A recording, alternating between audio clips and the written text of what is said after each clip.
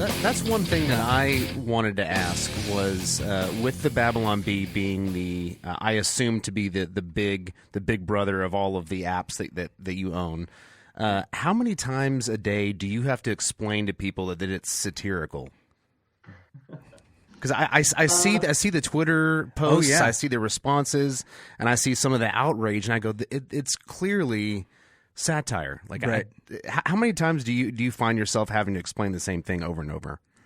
Well, we don't often engage, like in the comment sections and stuff. We're not really engaging to be like, hey, it's a joke. Like when you have to explain the joke, you kill the joke. Right. So we generally will let the audience do that for us, and they will have back and forth sometimes with people who are misunderstanding it.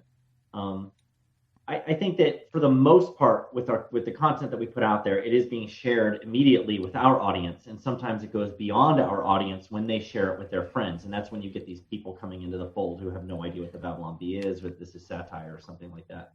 Plus, there's just some people out there who are just really dense. Every joke just goes right over their head. And right.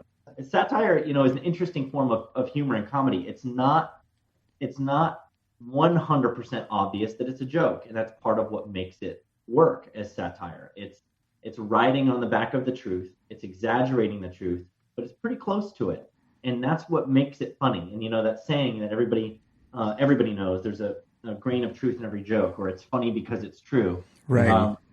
Satire, if it's not good satire, if it doesn't have a really strong element of truth in it, it's not making a point. So it's just a necessary evil with this stuff, that there are going to be people who are taken in by it, as the left would say, by our ruse.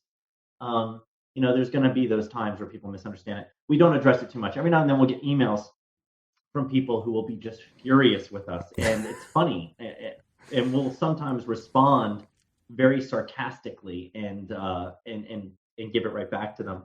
We had one guy who was upset because when you sign up for our newsletter, you get an email from me that says, hi, this is Seth from the Babylon Bee. I want to welcome you onto our newsletter list. Mm-hmm. Actually, it's not me welcoming you. I had to pay somebody to write this email. I'm too busy. CEOs don't have time to write emails, but you are hearing from me indirectly because someone I paid is writing this message to you.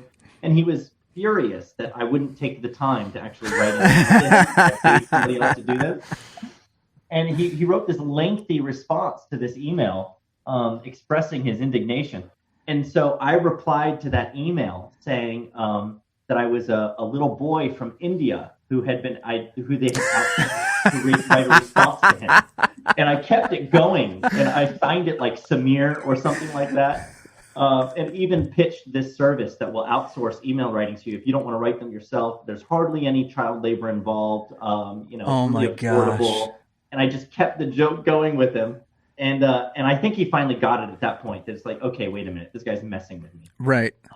But, it's kind of fun. We lean into it a little bit sometimes.